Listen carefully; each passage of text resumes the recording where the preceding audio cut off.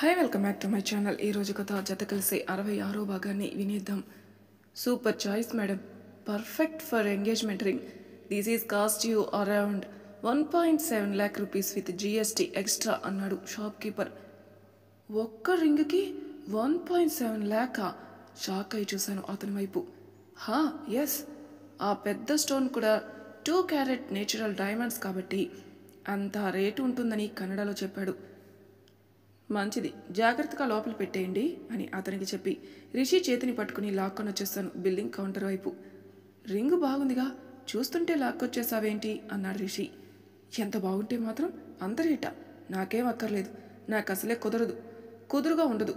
దాన్ని అటు ఇటు తీసి పెట్టి మర్చిపోయాననుకో, ఇంకేమైనా ఉందా? నాకొద్దు బాబోయ్ అన్నాను నేను. నువ్వెన్నిసార్లు మర్చిపోయి వదిలేసినా మళ్ళీ కొనగలిగే వాళ్ళనే చేసుకుందోలే అన్నాడు రిషి. అంటే ఏంటి ఆ మాటకు అర్థం? డైరెక్ట్గా రిజెక్ట్ చేశాడా? అర్థం కాలేదు నాకు. కామ్గా ఆలోచిస్తూ కూర్చున్నాను. ఆ మాటల వెనుక రిషి వర్య తాత్పర్యం ఏంటా అని. మేం బయలుదేరతాం, ఇక మీరు జాగ్రత్త అని మా ముగ్గురికి చెప్పి రిషికి కూడా బాయ్ చెప్పేసి వెళ్ళిపోయారు అత్తవాళ్ళు. ఇంకా ఈ రవిగాడు వాళ్ళు లేవలేదా? ఎన్ని ఫోన్లు చేసినా ఎత్తడం లేదు. నేను వెళ్ళి వాళ్ళని మీట్ అయి వస్తాను, బ్రేక్ఫాస్ట్ ఆర్డర్ చేస్తాను వాళ్ళకి అని చెప్పి వెళ్ళిపోయాడు రిషి. లాగిన్ అయి వర్క్ ఏదో ఉంటే చేస్తూ కూర్చున్నాను ఆఫ్టర్నూన్ వరకు. పొద్దున్నే ఆ బటర్ ఇడ్లీ చాలా ఎక్కువై మధ్యాహ్నం కూడా ఆకలి వేయలేదు నాకు. వర్క్ అయ్యిందా? డైట్ కోక్ బాటిల్ నా చేతిలో పెడుతూ అడిగింది మంజు అక్క. అవుతుంది, దా కూర్చో అన్నాను. ఇంతకీ ప్రేమలేఖ సంగతి ఏమీ చెప్పలేదు అంది మంజు అక్క కళ్ళెగరేస్తూ. బాగుంది, ఇలా లేఖలు ఉత్తరాలు కాకుండా నోటితో చెప్తే. ముందు అతనికి ఓకే చెప్పి తర్వాత నీకు చెప్తా అన్నాను. వావ్, మంచోడేనా అంది మంజు అక్క. మంచోడే, పర్లేదు. మరి శాలరీ నీకన్నా ఎక్కువ? కాదు. ఇంట్లో ఎలా ఒప్పుకుంటారు సుబ్బు, జీతం తక్కువైతే అని తల బాదుకుంది. ఆ సంగతి ఏముందిలే అక్క, మా ఇద్దరి శాలరీ కలిపితే సరిపోతుంది కదా అన్నాను. నువ్వు ఒప్పించగలను అనుకుంటే మంచిదేలే. అయినా మా మమ్మీ సుజ్జి నీకు తోడుగా ఉంటారని ప్రామిస్ చేసింది కదా అని నవ్వింది మంజు అక్క. ఇంకేంటి ఈవినింగ్ ప్లాన్స్ అన్నాను. Netflix and chill with pasta అంది మంజు అక్క భుజాలెగరేస్తూ. నీకు డ్యాన్స్ రాదని అబద్ధం చెప్తున్నావు కదా, ఎంత బాగా చేస్తున్నావు తెలుసా అన్నాను. నవ్వుతారు ఎవరైనా చెప్తే. భుజాలు ఎగరేయడం ఈజ్ నాట్ డ్యాన్స్ సుబ్బు పాప. ఏమో, మీ తమ్ముడు నువ్వు అలానే అబద్ధాలు చెప్తారు. ఆ రోజు మీ తమ్ముడు అలానే డ్యాన్స్ రాదని అబద్ధం చెప్పి ఎంత బాగా చేశాడు తెలుసా. దెబ్బకి స్టేజ్ మీదున్న మేమెవరం కనిపించలేదు అక్కడ మనుషులకి అన్నాను. వాడేదో అమ్మాయిని పటాయించడానికి చేస్తుంటాళ్లే, మనకంత సీన్ లేదు. ఆ విషయం నీకు తెలీదా చెప్పు అంది నవ్వుతూ. నీ వర్క్ అయిందా సుబ్బు లోపలికొస్తూ అడిగాడు రిషి. లేదు, అవుతుంది. లాంగ్ డ్రైవ్ వెళ్దామని అంటున్నారు రవి వాళ్ళు. ఫ్రెండ్ని కారు అడుగుతా, మీరు ఫ్రీగా ఉంటే అన్నాడు మా ఇద్దరి వైపు చూస్తూ. నాకు ఓకే సుబ్బు, నువ్వు అంది. నేను కారులో వర్క్ చేసుకుంటాలే, పర్లేదు, అంత ఇంపార్టెంట్ వర్క్ ఏం కాదు అన్నాను. ఓకే, 1 గంటలో రెడీ అవుతారా అన్నాడు రిషి. సరే, నేను వాళ్ళ దగ్గర ఉంటాను, మీరు రెడీ అయ్యాక కాల్ చేయండి అని వెళ్ళిపోయాడు. మళ్ళీ అందరికీ పార్ట్నర్స్ ఉంటున్నారు, పాపం మా తమ్ముడికే ఎవరూ లేరు అంది మంజు అక్క. నేను అలానే అనుకున్నానులే మంజు అక్క, కానీ మనకు తెలియని కథ చాలా ఉంది అన్నాను నవ్వుతూ. లేదు, మనోడికి అంత సీన్ లేదు. నేను వైట్ షర్ట్ వేసుకుంటా, నువ్వు అని అడిగింది. ఈ ఫ్రాక్లో వచ్చేస్తా, బాగానే ఉంది కదా అన్నాను. సరే, ఇంట్లో ఫ్రైస్ ఉన్నాయి, కొంచెం వాటిని ఎయిర్ ఫ్రై చేసి పెడతా, తినడానికి బాగుంటాయి అన్నాను జర్నీలో. సరే అని మొత్తం అన్నీ రెడీ చేసి మేము రెడీ అయ్యి వాళ్ళకి కాల్ చేసినప్పటికీ ఒక 5-seater కార్లో వచ్చారు మా ముందుకి. దీంట్లో మనం 6 ఎలా వెళ్తాం అన్నాను మొహం చిట్లించి. పాపా పండు, నీ మాస్టర్ బ్రెయిన్ ఉపయోగించి 6-seater కార్ రెడీ చేయించి కానీ ఈసారి అడ్జస్ట్ అవ్వు అన్నాడు. రిషి డ్రైవ్ చేస్తానని వెళ్తుంటే, డ్రైవింగ్ ఏదో మేం వెలగబెడతాం కానీ నువ్వు పోయి వెనక సీట్లో కూర్చో అన్నాడు రవి. ముందు సీట్లో మంజు అక్క, వెనక సీట్లో నేను, ఆకాష్, కృష్ణ, రిషి అడ్జస్ట్ అయి కూర్చున్నాం. ఆల్మోస్ట్ రిషి ఒళ్ళో కూర్చున్నట్లుంది నా పరిస్థితి. ఇంకొక క్యాబ్ బుక్ చేయినా అన్నాడు రిషి. నీకేమైనా ఇబ్బందిగా ఉందా కళ్ళెగరేస్తూ అడిగాను. లేదు, నీకేమైనా ఇబ్బంది ఉందేమో అని. పర్లేదు, అడ్జస్ట్ అవుతానులే అని ల్యాప్టాప్ తీసి రిషి ఒళ్ళో పెట్టుకుని కాసేపు నాకు టేబుల్గా పనిచేస్తావా ప్లీజ్ అన్నాను. వాడికి అదే పని, అదే మేమేదైనా అడిగితే వెంటనే కుంటి సాకులు సిద్ధంగా పెట్టుకుంటాడు అన్నాడు రవి. తప్పది, రిషి ఎవరికైనా ఒకలానే హెల్ప్ చేస్తాడు.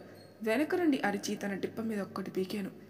హా, నిన్ను వాడు వెనకేసుకుని రావడమే. అయినా ఈ పిల్లని నువ్వు కె విశ్వనాథ్ గారి సినిమాల్లో హీరోయిన్తో పోలుస్తావేంట్రా బాబు? ఈవిడ గారు పూరి జగన్నాథ్ హీరోయిన్.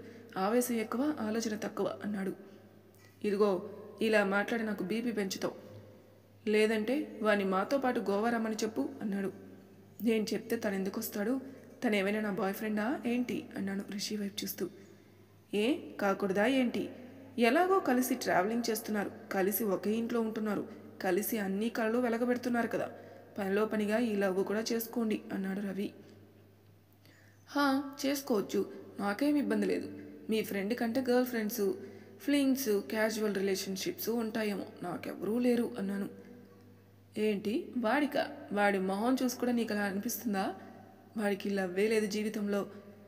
వాడెందుకో గాంధీ తాత వారసుల్లా అనిపిస్తాడు నాకు అన్నాడు రవి నవ్వుతూ. రేయ్, నువ్వు నోర్మి, అనవసరమైన విషయాలు మాట్లాడుకు, డ్రైవింగ్ మీద ఫోకస్ చేయి అన్నాడు రిషి. ఎందుకు తను ముయించేస్తున్నావు? తనేం తప్పు అనలేదు కదా అన్నాను నేను. అయినా గాంధీ తాత మ్యారీడ్, కొంచెం జనరల్ నాలెడ్జ్లో స్కిల్స్ పెంచుకోండి అంది మంజు అక్క. అబ్బా, ఆయనకి పెళ్ళవలేదని కాదు, అదొక రకం మీ తమ్ముడు అన్నాడు రవి. అదొక రకం అంటే? మొహం చిట్లించి అడిగింది. అక్క, అపరకాలి అవ్వకు, నేను పాజిటివ్గానే అన్నాను. వాడు అంత ఈజీగా ఏదో ఒక అమ్మాయిని లైన్లో వేసేద్దాం పడిపోతుంది అన్నట్టు ఉండడు కదా, సిన్సియర్గా ఉంటాడు. ఈ కాలంలో అది చాలా రేర్ కదా, అదే అంటున్నాను అని రవి మాట్లాడుతున్నప్పుడే డబ్బా ఓపెన్ చేసి ఫ్రైస్ తింటూ అందరికీ షేర్ చేయడం మొదలుపెట్టాను నేను. ఇంకెంతసేపు? కాళ్ళు గేర్ రాడ్డు మీద వేస్తూ అడిగాడు క్రిష్. స్టార్ట్ అయి అరగంట అయింది. ఎప్పుడైనా లాంగ్ డ్రైవ్కి వెళ్ళారా లేదా అసలు? లాంగ్ డ్రైవ్ అంటే 2 hours 3 hours అలా డ్రైవ్కి వెళ్ళడం. ఏదో కాలేజీ నుండి బీచ్కి వెళ్ళినట్లు పావు గంటలో వెళ్ళిపోవడం కాదు. అందుకే ఎప్పుడైనా రిలేషన్షిప్లోకి వెళ్తే అప్పుడు తెలుస్తాయి. లైఫ్లో అమ్మాయిలు, ఫ్లవర్స్, నవ్వులు ఉండాలిరా, లేకపోతే ఇలానే మొరటుగా అవుతారు అంది మంజు అక్క. ఆ మాట వినగానే కళ్ళు పెద్దవి చేసి మంజు అక్కని వారించడానికి ట్రై చేస్తాను నేను. ఏమైంది అన్నట్టు కళ్ళెగరేసింది. క్రిష్ వైపు కళ్ళు తిప్పాను. ఓ షిట్ అని తల బాదుకుని సారీరా అంది. పర్లేదులే అక్క, ఇప్పుడు నాకేం తన గుర్తుకు రావడం లేదు. ఎప్పుడో ఇలా బలవంతంగా గుర్తు చేసుకుంటే తప్ప. ప్రేమ ప్రేమ అని మనం పాకులాడి చావడమే కానీ వాళ్ళు మనల్ని యూస్ అండ్ త్రోలాగా వాడుకున్నప్పుడు మనకెందుకు అంత పాకులాట? తను నాతో ఉన్నా నాకంటే బెటర్గా ఎవడో ఒకడు వస్తాడనే భయంతో బ్రతకలేను.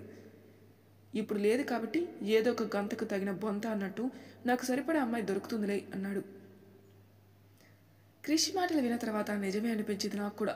బెంగళూరు వచ్చాక నేను బలవంతంగా గుర్తు చేసుకుంటే తప్ప నాకెప్పుడు సిద్ధార్థ్ గుర్తు రాలేదు. మేబీ అదంతా రిషి వల్లే అవ్వచ్చు కూడా. ఇదని అదని ఏదో ఒకటి చెప్తూ ఎంగేజ్ చేసేవాడు.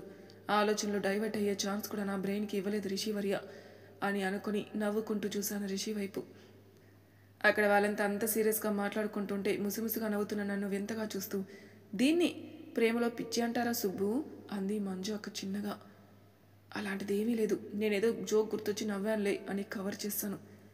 ఆ కవర్ ఎంత అసహ్యంగా ఉందో వాళ్ళ లుక్స్ చూసినంత వరకు అర్థం కాలేదు నాకు. నీకు నా లైఫ్ మరీ బతుకు జట్కా బండి ఎపిసోడ్లా కనిపిస్తుందా సుబ్బు? చూసి మరీ నవ్వుకుంటున్నావు అన్నాడు క్రిష్. అయ్యో, నేను అందుకు నవ్వలేదు.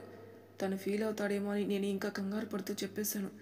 మరి ఇంకేంటి, అయినా మీ అమ్మాయిలకి మాలాంటి లవ్ ఫెయిల్యూర్ అబ్బాయిలంటే జోకేలే. మా ఎమోషన్స్, ఫీలింగ్స్ ఏవీ మీకు అక్కర్లేదు అన్నాడు తెగ ఫీల్ అవుతూ.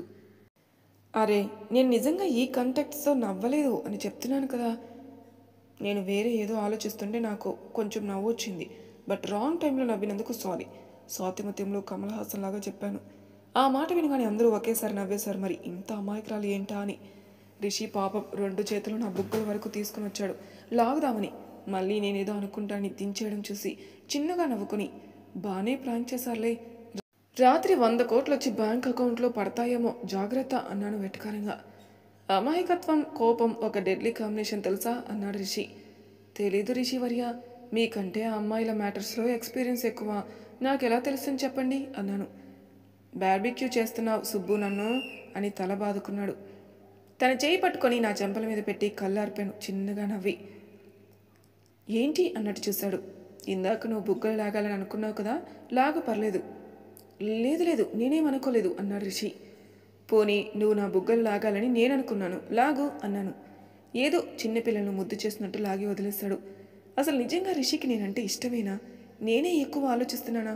ఒసే సుబ్బు, ఏం చేస్తున్నావే? రిషికి అసలు ఏమాత్రం ఇంట్రెస్ట్ లేనట్టున్నాడే. నువ్వే అతిగా ఊహించుకొని ఇక్కడి దాకా తెచ్చుకున్నట్టున్నావు. ఇంకా నయ్యం, బయటపడిపోయి నాకు ప్రపోజ్ చేయని అడగలేదు. ఆర్యాలో అజయ్ కంటే దరిద్రంగా ఉండేది నాకు అనుకుని గోలు కొరుక్కుంటూ కూర్చున్నాను వర్క్ కంప్లీట్ చేసి. అటు నుండి బీచ్కి వెళ్ళాం. అక్కడ వాలీబాల్ ఆడుకున్నాం, తిరిగాం, ఫైర్ పెట్టుకున్నాం, డ్యాన్సులు వేసాం, మధ్యలో చికెన్ తందూరి తిన్నాం. మళ్ళీ రిటర్న్ జర్నీలో ఒకరి తర్వాత ఒకరు డ్రైవింగ్ మార్చుకుంటూ నిద్ర వచ్చేయకుండా హై వాల్యూమ్లో సాంగ్స్ పెట్టుకుని మొత్తానికి ఇంటికి రీచ్ అయ్యాం.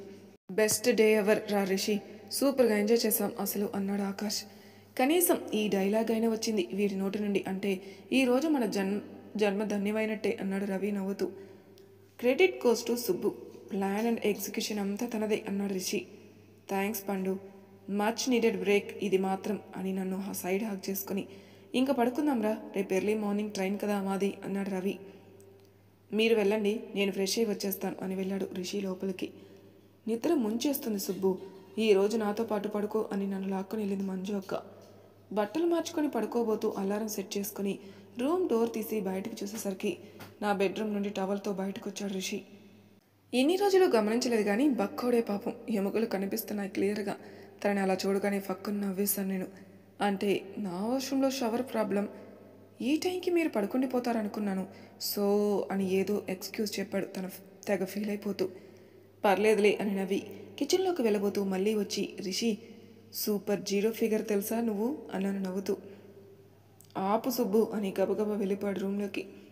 తన నైట్ డ్రెస్ వేసుకుని బయటకు రాగానే పొద్దున్న గుడి నుండి తెచ్చిన అరటిపళ్ళు తన చేతిలో పెట్టి తినేసి పడుకోండి, అసలే రేపు ఉద్యోగానికి పోవాలి అన్నాను. లాక్ చేసుకో, నేను అక్కడే పడుకుంటాను అన్నాడు. సరే అని డోర్ లాక్ చేసి ఎప్పుడు బెడ్ మీదకి వచ్చి పడుకున్నానో తెలియదు కానీ నేను మళ్ళీ లేచినప్పటికీ రవి వాళ్ళు ట్రైన్ ఎక్కేశారు. మంజు అక్క షిఫ్ట్ టైం అయిపోతుందని వెళ్ళిపోయింది. రిషి జిమ్కి వెళ్ళి అప్పుడే వచ్చాడు. లేటుగా లేచానా అన్నాను. లేదు, కాఫీ పెట్టనా? ఓకే 2 minutes అని కప్ తీసుకొచ్చి నాకు ఇచ్చి ఎప్పుడు ఆఫీస్ అన్నాడు. రెగ్యులర్ టైమే కానీ ఆఫ్టర్నూన్ వచ్చేస్తాను అన్నాను. ఏ? ఆఫ్టర్నూన్ టీమ్ లంచ్, ఆ తర్వాత క్లబ్బింగ్కి వెళ్తున్నారట. నాట్ ఇంట్రెస్టెడ్, ఇంటికి వచ్చేస్తే చక్కగా ఏసీ వేసుకుని కొత్తగా మొన్న కొనుక్కున్న బుక్స్ ఉన్నాయి కదా, వాటిలో ఒకటైనా రాత్రిలోపు కంప్లీట్ చేస్తా అని నీకోసం డిన్నర్ కుక్ చేస్తా అన్నాను. నీకోసం అనగానే కళ్ళు మాత్రం ఓరగా పైకెత్తి చూశాను తన వైపు. నేను చేస్తా, పర్లేదు, నువ్వు చిల్లవు అన్నాడు. అవసరం లేదు, నేనే చేస్తాను, నువ్వు తొందరగా వచ్చేస్తే ఈరోజు కొన్ని ఎపిసోడ్స్ షూట్ చేద్దాం అన్నాను. వచ్చేస్తాను, మాకు పెద్దగా వర్క్ ఏం లేదు, అదేదో ఈవెంట్ ఉంది కదా దాని ఆర్గనైజ్ అవుతుంది ఇప్పుడంతా అన్నాడు. నా ఆఫీస్ వర్క్ పూర్తి చేసుకుని ఇంటికొచ్చి లంచ్ చేసి ఏసీ వేసుకుని కూర్చున్నాను. ఎద్దనపూడి సులోచన గారి పుస్తకం ఒకటి పట్టుకుని. అమ్మమ్మ నుండి నేను నేర్చుకున్న ఎన్నో మంచి అలవాట్లు ఇదొకటి, పుస్తకాలు చదవటం. ఆ పుస్తకం సగం పూర్తయినప్పటికీ డ్యాన్స్ క్లాస్ టైం అవుతుంది నాకు. మరీ ఆవిడ తొందరగా రమ్మని చెప్పింది అని గుర్తుకొచ్చి డ్రెస్ వేసుకుని బయలుదేరాను బ్యాగ్ తీసుకుని. సాంగ్ వరకు బ్రీఫ్గా కొరియోగ్రాఫ్ చేసి చూపించారు. నా స్టెప్స్ నాకు చెప్పారు, అవి నోట్ చేసుకున్నాను. జంటలను బట్టి ప్రాక్టీస్ మొదలు పెట్టాం కానీ నా పక్కన ఆ అబ్బాయి సెట్ అవ్వలేదనిపిస్తుంది నాకు. తను నాలానే యావరేజ్ హైట్తో ఉన్నాడు. అసలు రాముడు అంటే ఎలా ఉండాలి? ముందు ఆ హైట్ ఉండాలి, అందులో పెళ్లి టైంకి రాముడు యుక్త వయసులో ఉన్నారు కాబట్టి లీన్గా ఉండాలి, చార్మింగ్గా ఉండాలి. ఈ అబ్బాయి అలా లేడు. చూస్తున్న వాళ్ళకి ఎలా ఉందో తెలియదు కానీ నాకే నచ్చలేదు ముందు. ఏదో మీ ఇద్దరి మధ్య బాలేదు అన్నారు మేడం. మమ్మల్ని అని అర్థమై టక్కున స్టెప్స్ ఆపేసి ఆవిడ వైపు చూశాను. మీ ఇద్దరు పక్కపక్కన నించుంటే చూడ్డానికి అంత బాగలేదు, అన్నా చెల్లెల్లా ఉన్నారు అన్నారు తలూపుతూ. అవును అన్నట్టు తలూపి, అయినా రాముడంటే నీలి మేఘ శ్యాముడు కదా, ఇలా ఫెయిర్ కలర్ ఉన్న వాళ్ళు నప్పరేమో అని కొనిగింది ఒక అమ్మాయి. అవును, కొంచెం పొడుగు కూడా ఉండాలి అని అన్నారు మేడం. రోజు ఈ అమ్మాయితో వాళ్ళ అన్నయ్య వస్తారనుకుంటాను, అతను మేకప్ వేస్తే రాముడి కింద సెట్ అవుతాడనుకుంటున్నాను అంది మళ్ళీ తనే. దీనికేంటి అంత ఇంట్రెస్టు అని కళ్ళు చిట్లించి చూశాను ఆ అమ్మాయి వైపు. మీ అన్నయ్యకి డ్యాన్స్ మీద ఇంట్రెస్ట్ ఉందా అని నా వైపు చూస్తూ అడిగారు మేడం. ఆ అన్నయ్య ఏంటి అని నేను అనుకుంటుంటే మేడం అదిగోండి అతనే బైక్ పార్క్ చేసి వస్తున్న రిషిని చూపిస్తూ చెప్పింది. మరి తర్వాయి భాగంలో ఏం జరుగుతుందో నెక్స్ట్ ఎపిసోడ్లో తెలుసుకుందాం. అంతవరకు నా ఛానల్ సబ్స్క్రైబ్ చేయని వాళ్ళు ప్లీజ్ సబ్స్క్రైబ్ చేసుకోండి, లైక్ చేసి షేర్ చేయండి, మీ అభిప్రాయాలు నాకు కామెంట్ రూపంలో తెలియజేయండి. Thank you for listening.